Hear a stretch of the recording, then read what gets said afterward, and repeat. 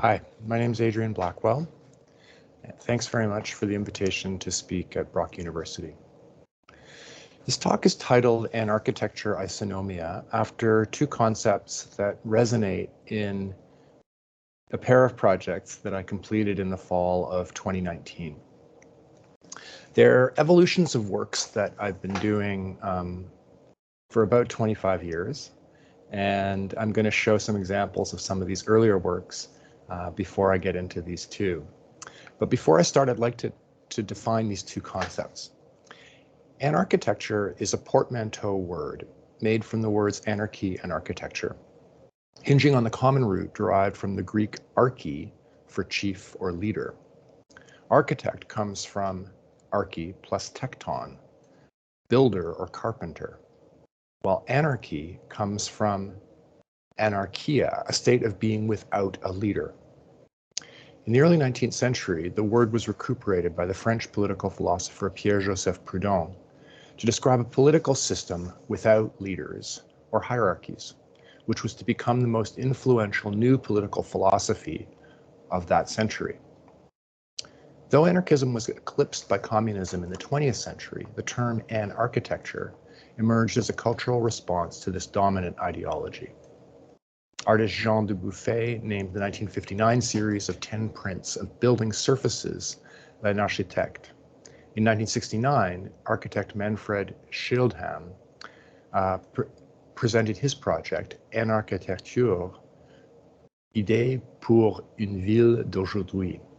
And historian Robin Evans published the essay Towards Anarchitecture in 1970.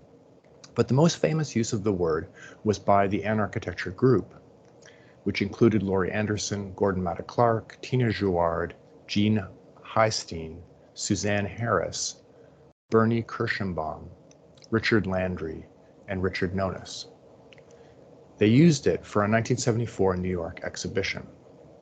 Though details of the group's work remains obscure, there has been a great deal of retrospective interest in this exhibition because of its unique intervention into the 1970s art world as a collective interdisciplinary artistic research project. The Greek word isonomia means equal order. The prefix iso means equal, while nomia is derived from nomos, which means law, but also refers to the demarcation and subdivision of land.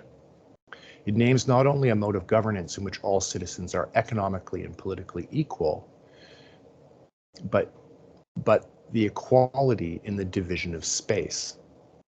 According to Japanese philosopher Kojin Karatani, isonomia is a system of governance practiced in the Ionian Greek colonies of Anatolia from roughly 1000 to 600 BCE.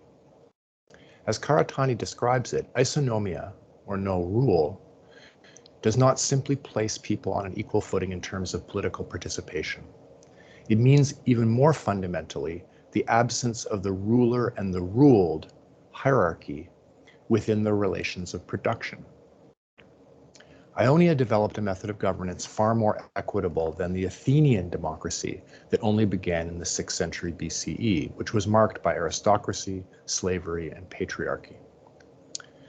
Karatani points to three conditions that allowed for this isonomia. First, as settlers were freed from the social hierarchies of tribal societies on the Greek mainland. Second, as farmers with access to land, they understood the value of labor. And third, as the founders of Greek natural philosophy, the Ionians' belief in agency of self-moving matter without a higher cause allowed them to conceive of a political system without rulers. He sees isonomia as a model for a future mode of exchange, which would recuperate aspects of the reciprocity-based economic and political structures of Indigenous people in what is now called Canada, to create an equal order in our contemporary technological and social context.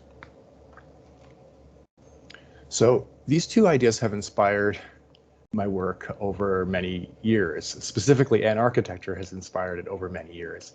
And isonomia is a concept that I've come to relatively recently over the past 4 or 5 years. But I think that in some ways they're synonyms for each other. And what's important to me as somebody who studied architecture and works on the spatial form of the world that we live in, I think both concepts are about equality in space. They're about spatial equality. I first came to the concept of anarchy as a practice through the Anarchist Free School in Toronto. And it was an amazing project that began in the late 90s and ran into the early 2000s and eventually evolved into the Anarchist Free University. But what I enjoyed about it is that all classes were taught by non-specialists. Anyone really could facilitate a class about almost anything. And within the class, there was pretty much a complete lack of hierarchy. Everybody sat in a circle and talked freely about the subject matter at hand. So the radical equality of the Anarchist Free School was something I found very inspiring. And this is just an image of a kind of anarchist speaking circle within art programming at Documenta 14, curated by Sapake Angiama, within a larger project called An Education, or a kind of anarchist approach to education. The first time I explored these ideas in a sculpture was a piece that I called Model for a Public Space, which I made at the University of Manitoba School of Architecture in Winnipeg. And it was an attempt to make a seating structure in which, like the anarchist meeting circle, a large number of people could sit face to face and have an equitable conversation. In order to get more people in close proximity, I used a spiraling form, like an amphitheater. But in that I was interested in creating something which erased hierarchy. The structure sets up different kinds of hierarchies. There's a top and a bottom, a periphery and a center. But the two kinds of hierarchies cancel each other out. If you're at the periphery, you're at the top. If you're at the center, you're at the bottom. So in certain ways, each position within this structure is equitable in terms of its location within a matrix of power. I held a couple of conversations in the space while I was making it about the nature of architecture's relation to a public realm. So about a decade later, I made a second version of this piece. And in this one, I think over the 10 years, I started to think about the complexities of this ideal model of discourse. So if Model for a Public Space was set up to create non-hierarchy, Model for a Public Space not questioned how easy it was to make a space without hierarchy, and instead tried to consider the complex and knotted nature of political discourse, and also deliberately questioned or negated the ease with which you might produce a model for a public space. So this was actually the invitation to the exhibition, and it shows research images of structures which inspired the final piece. So you can see the final piece is a set of helixes of plywood, and those helixes are intertwined and knotted underneath the structure at its center. I made another experiment a few years later, similarly questioning the simplicity and utopian quality of the earliest model for public space. This project, Furnishing Positions, both existed in 2 or 3 forms: as a sculpture, as a broadsheet, and also a set of conversations, which involved the contributors to the broadsheet. The broadsheet had 7 issues, and each issue furnished a set of arguments about the way in which public space itself is constitutively paradoxical. And so each issue of the broadsheet involved a writer and an artist and explored a different paradox that's essential to public space. The first one, Affinity and Disagreement, involved Abbas Akavan and Kanishka Gunawardena. The second one, Representation Presentation, involved Cheyenne Turians and Dylan Miner. The third one, materiality, immateriality, involved Greg DePoiter and Paige Sarlin. The fourth, people and things, involved Karen Houle and Kika Thorne. The fifth, privacy publicity, involved Eric Kasdan and Charles Stankiewicz. And the last one, city urbanization, involved Mary Lou Lobsinger and Scott Sorley. Alongside the publication, the broadsheet publication, which furnished intellectual positions, a custom set of furniture was repositioned for each issue of the broadsheet. And so here you see a split circle, a whole circle, a set of distributed fragments, and a continuous circuit of interlocking lines, a set of circles, and a stacking of the furniture in space. And this is just an image of the last version where the structure is stacked in space.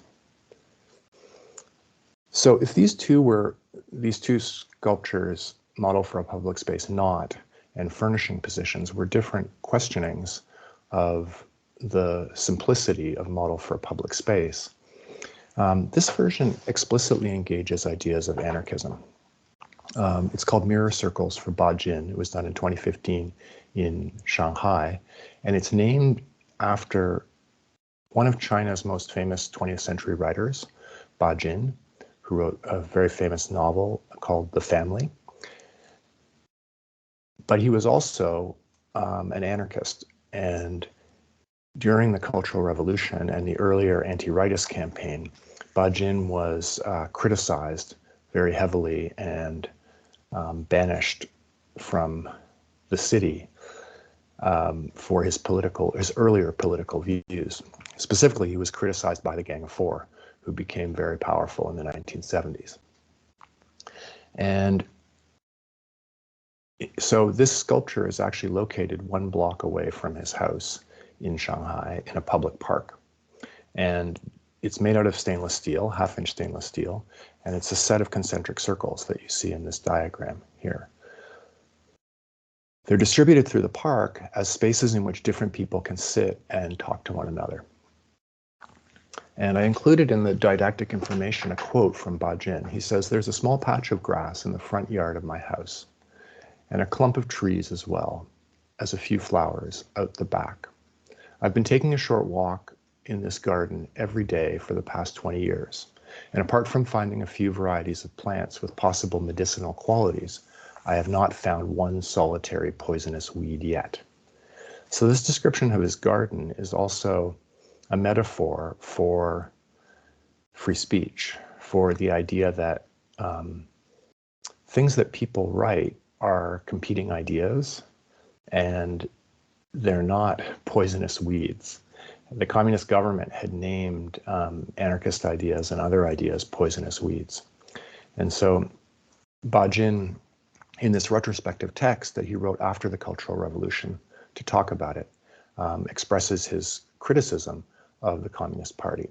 And this piece actually was censored in Shanghai, and all didactic materials were destroyed, although the piece was not removed, and was later reinstalled elsewhere in Shanghai for about 7 years. So there are a number of these different circles, and they provide different opportunities for relaxation and conversation within the park. This is the largest one. This is the smallest one. This is a picnic table. This one sits around a tree, and this one is folded, so it has a small back.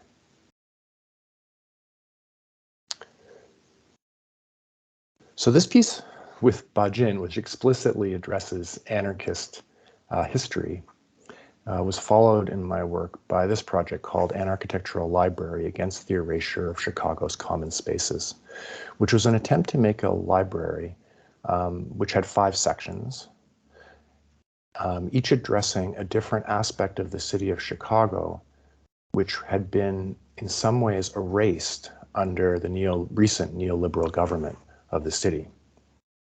So this is an example of one section which looked at what I called spaces of erasure, or the increase in prisons and policing in the neoliberal period.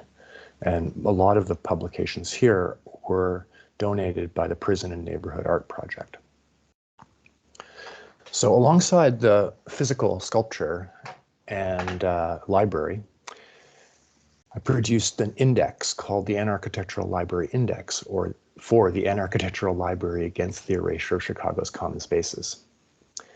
So the 5 sections of the library were housing, schools, manufacturing districts, metabolic circuits, and spaces of erasure.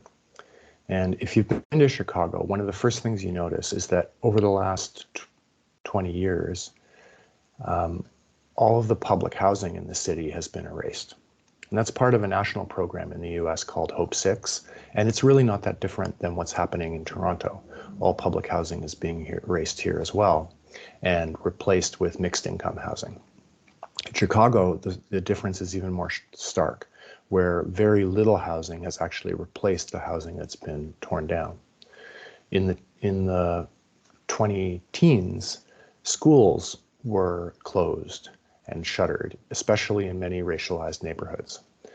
Manufacturing districts that employed working class people have been gentrified and transformed during the neoliberal period.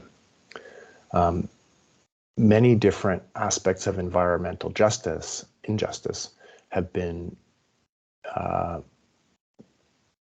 deepened in their inequity during the neoliberal period. And so the section on metabolic circuits really looks at the way the circling of nutrients and the ecological connections that exist within cities have been deeply damaged during the neoliberal period. And finally, Spaces of Erasure looks at the increase in prisons and policing during the neoliberal period. And so each of these 5 categories involved 5 or 6 different organizations, and those organizations submitted their own print materials, but also lists of books they thought would be valuable for people in Chicago to read. So the entire library consists of about 300 different resources, from posters, pamphlets, to books, which address and provide intellectual resources to combat the erasure of Chicago's common spaces. The form of the project was based in both spatial precedents and diagrammatic precedents, which describe both, which resonate with different things. The name of the library really comes from Chicago's anarchist history, and one of the famous 19th century events that actually inspired May Day around the world was the demonstration in the Haymarket in 1886, in which a number of many people came to protest against the long work days and to demand 8-hour work days in Chicago. And when they came, police rushed the crowd, and a bomb was set off, and 7 police officers were killed. In the wake of that, there was a witch hunt against anarchists in the city, and a number of anarchists were arrested whose ties to the actual bombing were unclear, and were sentenced to death. They were executed in 1887, and 1887 was also the year, just a month before, when Frederick Hild was elected as the 2nd librarian of the Chicago Public Library and tasked with finding a permanent home for the library, which he found in Dearborn Park, a park near the lakeshore of the city, and replaced the park, or erased the public space of the park, with the first Chicago Public Library. That library replaced an earlier library, which was in an old water tower and was perfectly circular in form. So this transformation of public space illustrates something about the library.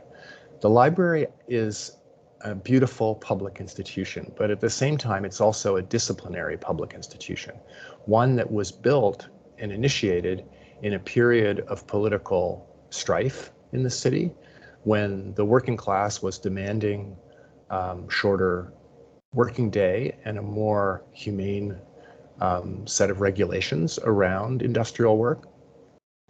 And business leaders were trying to calm and civilize that population. And so the library has this paternalistic and state-led form, which is its civilizing mission.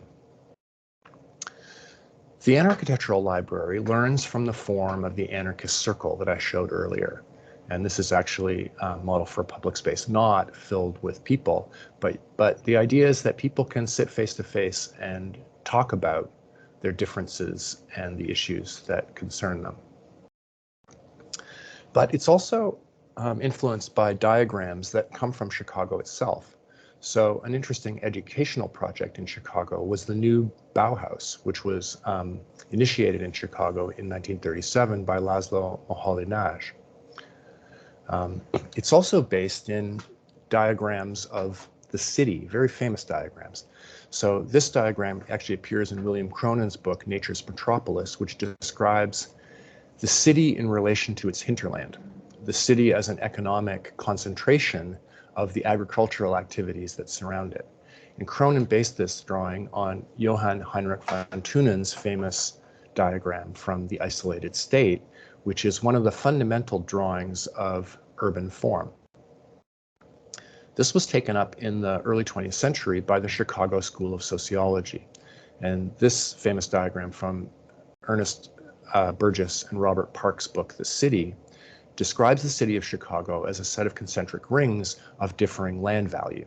Unlike von Thunen's rings, which decline in value as they move away from the city, Park and Burgess's rings show different alternating rings of value. So a lot of value in the loop, less value in the industrial zone, the transition zone around it, a little more value in the working man's homes, and then more value in the residential zones. So value isn't simply declining as it moves away from the city. Students of Park and Burgess, St. Clair Drake and Horace R. Caton, wrote The Black Metropolis in 1945, and in it they replicated Park and Burgess's drawing, but they illustrated much more clearly the segregation and division and systemic racism within a city like Chicago. In parallel with The Black Metropolis, Homer Hoyt published something he called the sector model. And the sector model was a sort of development of the concentric model, in which Hoyt argued that there were lines of industry, lines of railways, lines of landscape that organize different sectors, not simply concentric rings of value. And Hoyt used this model to analyze cities across the United States and to talk about differential land values in different areas. And this method was fundamental to redlining, which was a process of discrimination in US cities in the mid-20th century. So interestingly, this diagram has been both responsible for examining the segregation of the city and calling to light the segregation of the American city, but also in building the principles by which the city was actually segregated through real estate value. And then Ronald Coase used this diagram in his essay, The Nature of the Firm. And for me, Coase is very important as essentially the inaugurator of contemporary neoliberal politics. And in my mind, neoliberal politics are really at the heart of these erasures in Chicago. Coase argued that firms were hierarchical organizations, whereas markets were equitable organizations organized amongst free trading individuals. And he said firms exist in order to economize on costs that exist within every transaction in the market. And so firms, even though they're hierarchical and not market-based, can be efficient economic instruments because they economize on these costs. And what that unlocked was a neoliberalism which was not actually about increasing free markets, but about increasing the competitiveness of non-market institutions and allowing for very large dominant actors, including governments and monopolistic firms. So what's interesting about neoliberalism is that it's not about the freedom of the market, but about the way in which hierarchies are perfectly legitimate and power structures are perfectly legitimate within a competitive, efficient economy. So this is the library itself, and you can see the 5 sections in different colors. The housing section was pink, the school section was blue, the metabolic circuit section was green, the industrial section was gray, and the prison section was yellow. And you can see also a set of panels on which there were maps that describe the erasure of each of the different sections. And each of the resources in different ways provided ways of understanding these erasures and ways of combating them. And the point was to organize all of these organizations within the city of Chicago, these 20 different groups who were collectively engaged in the resistance against this erasure, and to create a kind of conversation between these resources and these groups within this space. The last piece I want to talk about is called Isonomia in Toronto Harbour, and I made it for the 2019 Toronto Biennial of Art. And it's a very simple structure made of locally sourced ash, which describes the historical layers of the Toronto Harbour.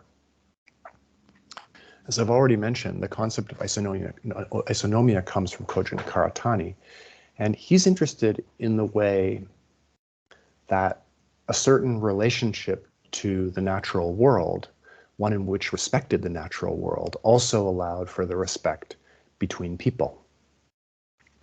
But he also thinks that isonomia is fundamentally about equitable distribution of land. And one of the things he doesn't talk about, but is obviously a gap in his thinking, is the fact that Ionia was a colonial place. Greek settlers landed in Anatolia, colonized the area, and had land because they were settlers. And there's a lot of resonance between that and the situation of Europeans moving to North America. They also claimed to be creating equitable states in North America, more equitable than Europe. But they did so by displacing indigenous peoples from their land. And so it's part of my argument in work that I've been doing with David Fortin, that the foundation of Canada itself and Canadian cities, the problems of Canadian cities, are very much tied to the problem of property formation itself. Part of our argument, something that we draw from scholars like Brenna Bandar and Alan Greer, is that modern forms of property were formed in the colonial context. That's what Alan Greer and Brenna Bandar both argue.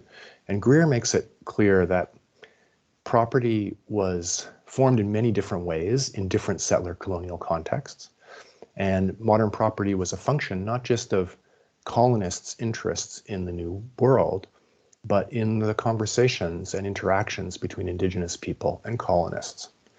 So what we think of as a very natural thing, the fact that we own land, is in fact a modern construction that comes from the encounter between colonists and indigenous people. And so within this piece, I was interested in setting up a conversation about how equality could happen in the city of Toronto, given this history of settlement. So the word Toronto in the title, Isonomia and Toronto ? Is in fact a kind of marker for settler colonialism. Toronto is a settler colonial space. So how in a settler colonial space is isonomia possible? So the piece itself is made of these layers of the harbor, starting in a pre-colonial moment of 1791, and then watching urbanization overtake the city, and the harbor itself, even the natural space of the harbor, the lake itself, being filled in by colonial economic industrial processes. So the harbor actually every few years gets filled in and gets smaller and smaller. And as the harbor gets filled in within this piece, it becomes possible to sit on the lower layers of the piece, which are the more contemporary layers. So the top layer is a pre-colonial moment. And I mentioned this piece is made of ash all the ash trees, or most of the ash trees in the city, have been killed by the emerald ash borer. And these trees are being cut down.